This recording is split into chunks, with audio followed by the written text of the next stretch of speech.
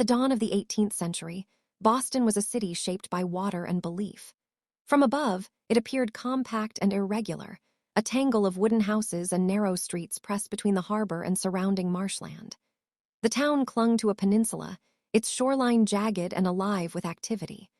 Wharves stretched like wooden fingers into the cold Atlantic, creaking under the weight of barrels, crates, and human ambition. The air smelled of salt, tar, fish, and smoke, a mixture that defined daily life for nearly every soul who walked its streets. Boston in the early 1700s was still deeply Puritan in spirit, even as its population grew more diverse. Church steeples dominated the skyline, rising above taverns, workshops, and modest homes. Faith governed the rhythm of life. Sundays were rigid and silent, enforced by both law and custom. Bells summoned citizens to meeting houses not merely for worship, but for civic identity. To belong to Boston was to belong to its moral code, one rooted in discipline, hard work, and divine order. Yet beneath this austere surface, Boston thrived as one of the most important ports in British North America. Ships arrived daily from England, the Caribbean, and Europe, bringing manufactured goods, news, and people. In return, Boston exported timber, fish, rum, and raw materials harvested from the expanding frontier. The docks were crowded with sailors speaking a dozen accents, enslaved Africans unloading cargo, merchants shouting orders, and dockworkers hauling rope and sailcloth. Commerce was Boston's lifeblood, even as its leaders warned against the moral dangers of excess and greed. The streets told their own story. They were unpaved and muddy in wet weather, dusty in summer, and treacherous in winter. Horses, carts, pigs, and pedestrians shared the same cramped pathways. Waste was often thrown into the streets, despite ordinances meant to prevent it.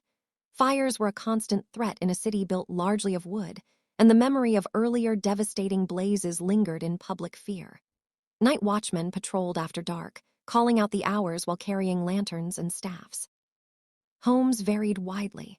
Wealthy merchants lived in large timber houses with glass windows, imported furnishings, and enslaved servants. Artisans and laborers crowded into smaller dwellings, often sharing space with apprentices and extended family. Poorer residents lived on the margins, both physically and socially. Boston was not an equal city. Hierarchy was visible in clothing, speech, and opportunity. Education, however, set Boston apart. Literacy rates were high compared to other colonies, and books circulated widely.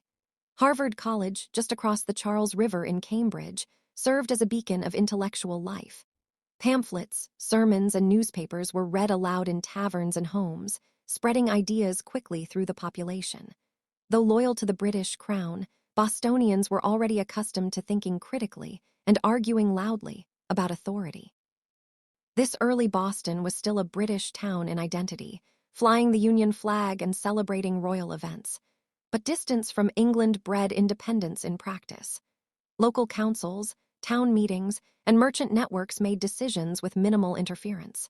The seeds of something larger, something restless, were quietly taking root in this dense, noisy, ambitious port city. By the middle of the 1700s, Boston had changed. Its population had grown, its economy had expanded, and its confidence had hardened. The city was no longer simply surviving, it was pushing against limits, and with growth came tension.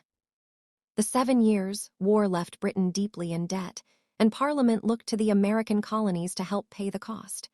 New taxes and regulations followed. The Sugar Act, the Stamp Act, trade restrictions enforced more aggressively than before. To officials in London, these measures seemed reasonable. To Bostonians, they felt like an insult, a distant government asserting control without consent. The streets became political arenas. Taverns transformed into debating halls where merchants, dockworkers, and craftsmen argued fiercely over liberty and loyalty. Pamphlets circulated at a rapid pace, condemning taxation without representation. Effigies of British officials were hung from trees or burned in public squares. Crowds gathered not only to protest, but to perform defiance as spectacle. British soldiers arrived to enforce order, and their presence changed the city's atmosphere overnight. Redcoats marched through Boston's narrow streets, their boots echoing against stone and wood. They competed with locals for jobs, housing, and respect. Tensions simmered between civilians and soldiers, fueled by resentment, fear, and rumor. Boston, once merely crowded, now felt occupied. Economic pressure hit hardest among artisans and laborers. Trade disruptions reduced income, while taxes raised prices. Smuggling flourished as merchants sought to bypass British controls. The harbor, once a symbol of prosperity, became a battleground of enforcement and resistance. Customs officials were harassed, intimidated, and sometimes attacked. Religion and politics intertwined. Sermons warned that tyranny was not only unjust, but sinful. Ministers framed resistance as a moral duty, invoking biblical language to describe British authority as Pharaoh-like oppression. Words mattered in Boston, and they carried weight far beyond the pulpit. The tension exploded in March 1770. A confrontation between British soldiers and a hostile crowd ended with gunfire. 5 civilians lay dead in the snow.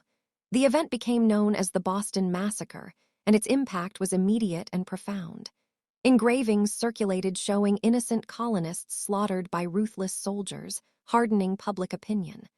Boston mourned, but it also radicalized. In the years that followed, Boston became the beating heart of resistance. Tea was dumped into the harbor in a dramatic act of defiance. British authorities responded by closing the port, effectively strangling the city's economy. Poverty increased, but resolve deepened. Families shared food. Merchants sacrificed profits. Ordinary people accepted hardship as the price of principle. By the mid-1770s, Boston was no longer just a colonial city. It was a symbol.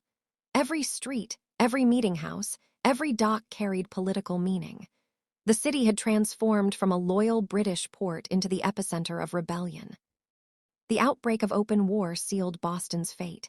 In 1775, fighting erupted in the countryside surrounding the city, and Boston found itself under siege. British troops fortified the city, while colonial forces encircled it from the hills beyond. Cannons loomed over rooftops. Supplies dwindled. Civilians fled when they could, while others endured shortages and fear. Boston's streets, once crowded with trade, grew quiet. Shops closed. Churches doubled as hospitals. The soundscape changed, no longer dominated by commerce, but by military drills, hammering fortifications, and distant gunfire. The harbor, heavily guarded, became a strategic prize rather than an economic artery. When British forces finally evacuated in 1776, Boston erupted in celebration. Bells rang. Flags flew. The city had survived occupation and emerged transformed. Though scarred by war, it was free, at least in spirit. The late 1700s brought Reconstruction and redefinition. Boston was now part of a new nation, and its identity shifted accordingly. Loyalist families who had supported Britain fled, leaving behind homes and businesses. New leaders rose to prominence, many shaped by years of resistance. The ideals once debated in taverns were now written into law. Yet challenges remained. Economic instability followed the war. Inequality persisted. Enslaved people, though fewer in number than in southern colonies, still lived under bondage, even as liberty was celebrated loudly. Boston wrestled with the contradictions of its revolution. Physically, the city began to change. Streets were improved. Buildings of brick and stone replaced earlier wooden structures. Fire regulations tightened. Boston slowly expanded beyond its original boundaries, reclaiming land and reshaping its shoreline. The crowded colonial town evolved into an emerging American city. Culturally, Boston leaned into education, publishing, and civic life. Newspapers flourished. Schools expanded. Public debate remained fierce, but now it was a defining feature rather than a threat. The same argumentative spirit that fueled rebellion became a foundation for democracy. By the end of the 18th century, Boston was no longer merely reconstructed, it was reborn. Its 1700s journey, from Puritan port to revolutionary symbol, left a lasting imprint on American history. The narrow streets and crowded wharves had produced something far larger than themselves, a city that taught a nation how to resist, endure, and redefine its destiny.